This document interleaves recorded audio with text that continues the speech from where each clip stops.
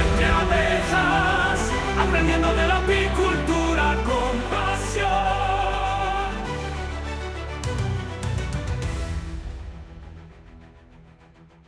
Bienvenida o bienvenido a esta exploración en profundidad. Hoy nos metemos de lleno en un proceso natural. Fascinante y vital.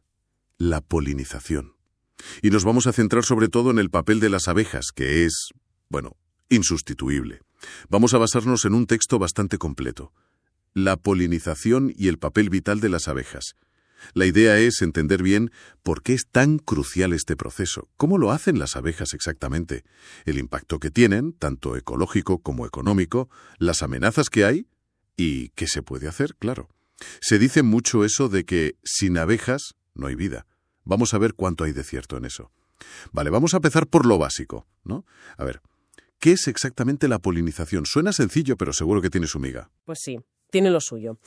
A ver, en esencia es el transporte del polen, que es ese polvillo que producen las flores, desde la parte masculina, las anteras, hasta la parte femenina, el estigmo.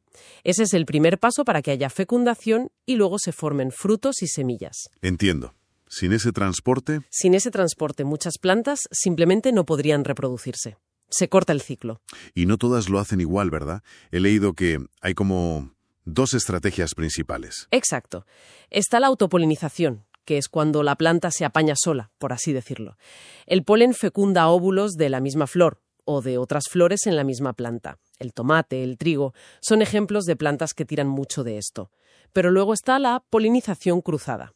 Aquí sí que necesitamos que el polen viaje entre flores de plantas distintas, aunque sean de la misma especie. Y esta es más interesante. Bueno, evolutivamente sí. Genera variabilidad genética. Es como mezclar las cartas, ¿sabes? Salen combinaciones nuevas, plantas más resistentes, mejor adaptadas y a menudo frutos de más calidad. Es fundamental para la salud a largo plazo de las poblaciones de plantas. Y aquí es donde entran en juego nuestras amigas las abejas, imagino.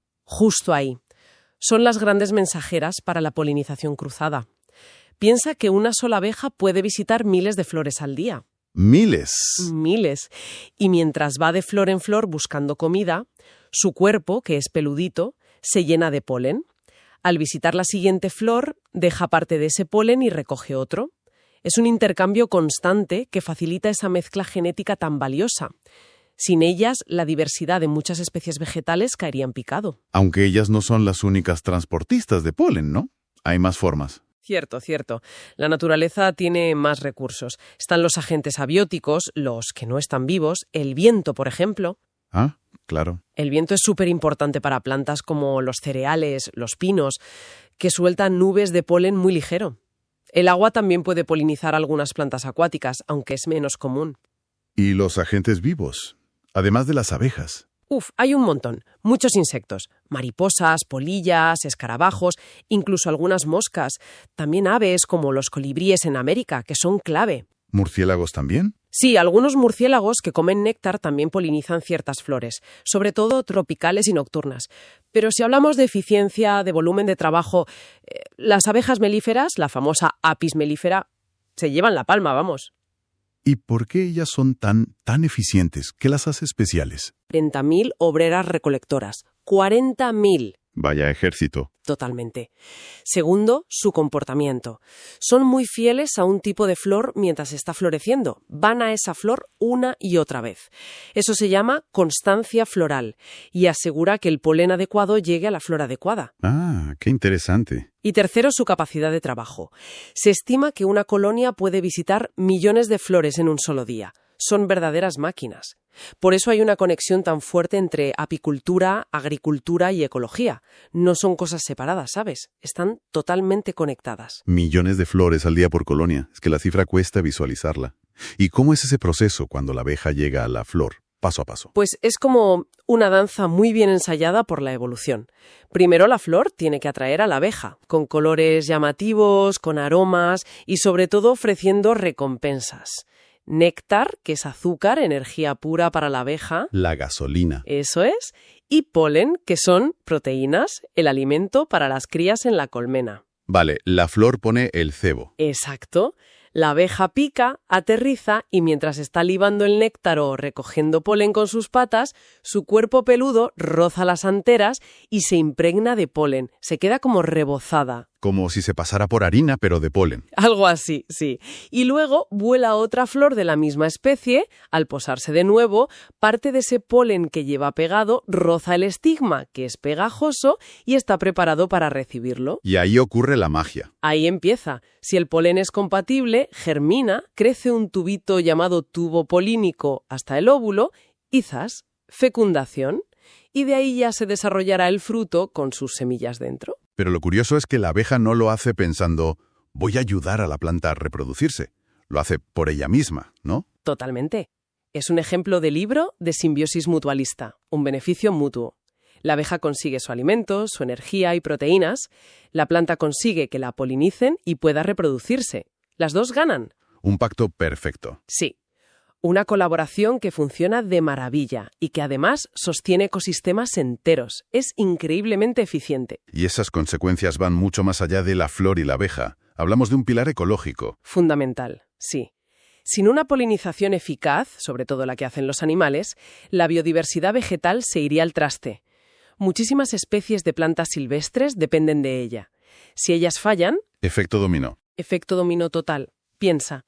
Se mantiene la diversidad genética de las plantas, que es clave para que se adapten a cambios, como el climático. Permite que los bosques, las praderas, se regeneren naturalmente. Y súper importante, sostiene la cadena alimentaria. Claro, los frutos, las semillas. Exacto. Son el alimento de muchísimos animales, desde insectos pequeñitos hasta pájaros, roedores, incluso grandes mamíferos. Y además, esa vegetación que ayuda a mantener fija carbono y protege el suelo de la erosión. Todo está conectado. Hay cifras que asustan un poco sobre esta dependencia, ¿no? Creo que leí algo de la ONU. Sí. La ONU calcula que más del 75% de los cultivos que nos alimentan en todo el mundo dependen, al menos en parte, de la polinización animal. Y las abejas son las reinas de ese servicio. Más del 75%. Es una barbaridad. Es que lo es. Si unes los puntos, ves que la estabilidad de los ecosistemas y gran parte de nuestra comida dependen del vuelo de estos bichitos. Es un hilo muy fino, la verdad. Y si el impacto ecológico es tan grande, el económico debe ir de la mano, claro. Van totalmente de la mano. La FAO, que es la Organización de la ONU para la Alimentación y la Agricultura, estima el valor económico de la polinización agrícola a nivel mundial en más de 200.000 millones de dólares al año. 200.000 millones de dólares anuales. Sí. Es una cifra astronómica. ¿Y cómo se traduce eso en el campo, en el día a día del agricultor? Pues se traduce directamente en más cosecha y de mejor calidad. Aumenta el rendimiento de un montón de cultivos que comemos todos los días: manzanas, peras, cerezas, melones, calabacines, pepinos, almendras, girasoles. Casi todo lo bueno. Exacto. Y no solo es la cantidad, también mejora la calidad. Frutos más grandes, mejor formados, con mejor color, más sabor. Y es vital para que las semillas de plantas forrajeras como la alfalfa o el trébol que comen los animales sean viables. Todo eso suma valor a la cosecha, claro. Y esto ha llevado a que se organice un poco el trabajo de las abejas, ¿no? La llamada polinización dirigida. Eso es. Es una práctica agrícola muy importante hoy en día, sobre todo para cultivos que dependen muchísimo de las abejas. Básicamente, los apicultores alquilan sus colmenas. ¿Alquilan las colmenas? Sí. Las trasladan a las fincas de los agricultores justo cuando las plantas están en flor. Piensa en los almendros en California o aquí en España. O los manzanos, los melones. Dependen muchísimo de este servicio a domicilio, digamos. Claro. Para el apicultor es un ingreso extra, además de la miel. Y para el agricultor es casi un seguro para su cosecha. ¿Y cuál es la diferencia con la polinización que hacen las abejas que están siempre en el mismo sitio, la natural? La natural, la de las colmenas fijas o las abejas silvestres, es más generalista, digamos. Polinizan la flora de la zona, tanto las plantas silvestres como los cultivos que haya cerca. Contribuyen a la salud del ecosistema en general. Más amplio. Sí. La dirigida, en cambio, es muy específica. El objetivo es meter un montón de abejas en un cultivo concreto, en un momento concreto, para asegurar la máxima polinización de ese cultivo comercial. Es un servicio enfocado a la producción. Supongo que no vale con llevar unas cuantas colmenas y dejarlas allí. Hará falta algo más para que funcione bien. No, claro, requiere planificación. Hay que llevar las colmenas justo cuando empieza a florecer el cultivo, ni antes ni después. Y las colmenas tienen que estar fuertes, con muchas abejas listas para salir a trabajar, las pecoreadoras. ¿Y cuántas colmenas? Pues depende del cultivo, pero la densidad y la distribución son clave. Si pones pocas, nos llegan a todas las flores. Si pones demasiadas, compiten entre ellas y no son eficientes. Hay que encontrar el equilibrio. Y aparte de la cantidad de abejas, ¿qué más puede influir en que polinicen bien un día concreto? Pues, bastantes cosas. El clima es fundamental. Si hace frío, llueve o sopla mucho viento... Se quedan en casa. Exacto. No salen o salen muy poco. La propia flor también cuenta. Si el néctar está muy escondido o es de mala calidad, pues igual no les interesa tanto. ¿Y la salud de la colmena? Me imagino que será crucial. Bien alimentada, sin enfermedades, tendrá muchas más obreras volando y trabajando. Y luego está la competencia. ¿Competencia? Sí, si cerca del cultivo que quieres polinizar hay otras flores silvestres que justo en ese momento son mucho más atractivas para ellas, con más néctar o polen, pues las abejas se pueden desviar, son listas. Es un puzzle complejo, ¿eh? El apicultor tiene que estar muy pendiente. Mucho. Un buen apicultor que hace polinización está siempre ojo avisor. Decide cuándo mover las colmenas, cuántas poner, cómo distribuirlas. Y mira cómo trabajan las abejas en el campo. Y muy importante, habla con el agricultor. ¿Sobre qué? Sobre todo sobre los tratamientos, para evitar aplicar pesticidas cuando las abejas están trabajando, o buscar productos menos dañinos o aplicarlos a horas en que no vuelan, como al atardecer. Es una colaboración necesaria. Has hablado de la distribución. ¿Hay alguna regla de oro para colocar las colmenas? Bueno, reglas de oro no sé, pero sí recomendaciones. Se suele hablar de entre 2 y 5 colmenas por hectárea, pero varía mucho según el cultivo. Lo ideal es repartirlas de forma homogénea. ¿Por todo el campo?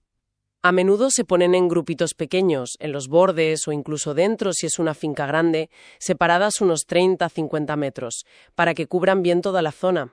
También es bueno orientarlas al sol de la mañana para que empiecen a trabajar pronto y protegerlas del viento. Y, por supuesto, lejos de zonas donde se vayan a aplicar químicos peligrosos mientras estén allí. Hay que observarlas, dices. Sí, mirar si realmente están visitando las flores del cultivo, si hay actividad. Eso te dice si la cosa va bien o si hay que ajustar algo. Está claro que hay cultivos que, sin ellas, poco harían. ¿Tenemos datos de esa dependencia? ¿Ejemplos claros? Sí, los hay, y son muy claros. El almendro, por ejemplo. Se calcula que depende al 100% de los insectos para polinizarse. Y las abejas son las estrellas. ¿El 100%? Sí. Manzanos, melones, calabazas andan por el 90% de dependencia. Las cerezas, el girasol, sobre el 80%. Son porcentajes altísimos. No me imaginaba tanto. Es que lo son. Y sigue la lista. El café, un 70%. Cultivos súper importantes como la soja o los tréboles para el ganado dependen en un 50%. Incluso el algodón. ¿El algodón también? Sí, que quizás no lo piensas, pero se estima que un 20% de su producción depende de la polinización. Y un 20% del algodón mundial es mucho algodón. Claro, esto le da una dimensión tremenda a nuestra dependencia. No es solo la comida que nos llevamos a la boca. Para nada. Afecta a la ropa que vestimos, con el algodón, a los aceites que usamos o los biocombustibles, con el girasol, a bebidas como el café. Es que nuestra conexión con estos pequeños insectos es mucho más profunda de lo que parece a simple vista. Y lo más preocupante es que este servicio tan vital está amenazado. Se oye hablar mucho de la crisis de los polinizadores. Por desgracia, sí. Es una realidad. La reducción de las poblaciones de abejas, tanto las domésticas como las silvestres, y de otros polinizadores es un problema ambiental de primera magnitud. Y tiene consecuencias directas sobre nuestra comida y sobre los ecosistemas. ¿Y qué está pasando? ¿Cuáles son las causas? Pues es una mezcla de factores, una especie de tormenta perfecta. Uno de los grandes culpables señalados son ciertos pesticidas agrícolas, sobre todo los neonicotinoides. ¿Qué les hacen? Pueden matarlas directamente o afectarles de formas más sutiles pero igual de graves. desorientarlas, dañar su capacidad de aprender, de comunicarse. Luego está la pérdida de hábitat. Menos flores, menos sitios donde vivir. Exacto. La agricultura intensiva, que elimina los bordes con flores, la expansión de las ciudades, la deforestación, todo eso les quita comida y refugio. El cambio climático también les afectará, me imagino. Sin duda. Altera cuándo florecen las plantas y cuándo están activos los insectos. Si no coinciden, Mal asunto. pues sí. Puede que las flores se abran y no haya abejas, o que las abejas salgan y no haya flores. Además, la contaminación del aire, del agua, todo suma negativamente. ¿Y las enfermedades? Siempre se menciona la varroa. Sí, las enfermedades y los parásitos son un golpe durísimo. El ácaro varroa destructor es una pesadilla para la abeja melífera. Es como una garrapata gigante para ellas. ¿Qué les hace? Se pega a ellas, les chupa la hemolinfa, que es como su sangre, y también sus reservas de grasa. Las debilita muchísimo y encima les transmite virus mortales. Ha causado estragos en las colmenas de todo el planeta. ¡Qué horror! Y por si fuera poco, la competencia con especies invasoras. Aquí en España sufrimos mucho con la avispa asiática, la Vespa velutina. La que ataca las colmenas. Exacto, es una depredadora terrible. Se pone delante de la colmena y caza a las abejas cuando entran o salen. Puede diezmar una colonia. Menudo panorama. Complejo y bastante oscuro. ¿Se puede hacer algo? ¿Hay luz al final del túnel? A ver, hay que ser optimistas, pero realistas. Se necesita actuar ya, y en muchos frentes. Hacen falta políticas más serias, más valientes. ¿Cómo cuáles? Pues regular mucho más el uso de los pesticidas más dañinos, incluso prohibir algunos, incentivar de verdad la conservación de hábitats, crear corredores ecológicos con flores, apoyar la agricultura ecológica, la que trabaja con la naturaleza, no contra ella, y la educación es clave. Que la gente sepa lo importantes que son. Eso es. Que se entienda que no son solo bichos que pican, que son esenciales para que comamos y para que el planeta funcione. Y los apicultores que están ahí al pie del cañón, ¿qué pueden hacer ellos directamente? Pues tienen un papel muy activo. Lo primero, intentar tener sus colmenas en sitios sanos, con flores variadas cerca y lejos de fuentes de contaminación o de tratamientos químicos fuertes. Buscar buenos emplazamientos. Sí, y también pueden ayudar sembrando ellos mismos plantas que les gusten a las abejas y a otros polinizadores. Lavanda, romero, facelia, trébol, girasol. Hay muchas opciones. Crear oasis para ellas. ¿Alguna cosa más? Pues evitar mover las colmenas si no es imprescindible, porque el estrés les afecta. Y, fundamental, lo que decíamos antes, hablar con los agricultores de la zona. La colaboración. Sí, buscar acuerdos. Oye, si vas a tratar, avísame. Usa este producto en vez de este otro. Aplica por la tarde cuando mis abejas ya no vuelan. Deja unas franjas sin segar en los bordes con flores. Pequeñas cosas que suman mucho. Y apoyar si hay iniciativas de reforestación con plantas de aquí, autóctonas. Al final, cuidar a las abejas es cuidar el negocio del apicultor y el entorno de todos, ¿no? Es que es exactamente así. Las medidas que ayudan a las abejas mejoran la salud de las colonias, sí, pero también la producción agrícola de la zona y la biodiversidad en general. Ecología y economía pueden y deben ir de la mano en esto. Haciendo un poco de resumen, hemos visto que la polinización es mucho más que llevar polen de un sitio a otro. Es un motor ecológico vital, complejo, con un impacto económico brutal. Las abejas son las obreras incansables de este sistema, pero están en peligro por muchas razones, y eso nos obliga a mover ficha. Se habla de ese vínculo invisible entre abejas, plantas y humanidad.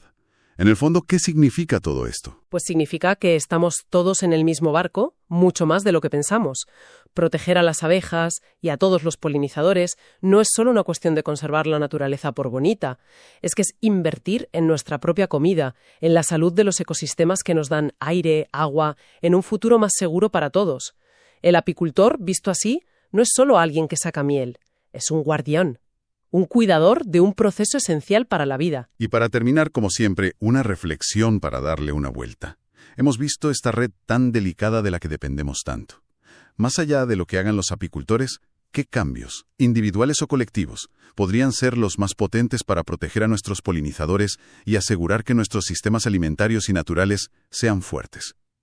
O, yendo un poco más allá, ¿cómo podríamos usar el diseño de nuestras ciudades, la tecnología, para que nuestros paisajes, incluso los urbanos, ayuden activamente a las abejas y otros polinizadores, en vez de ser un obstáculo? Ahí queda eso.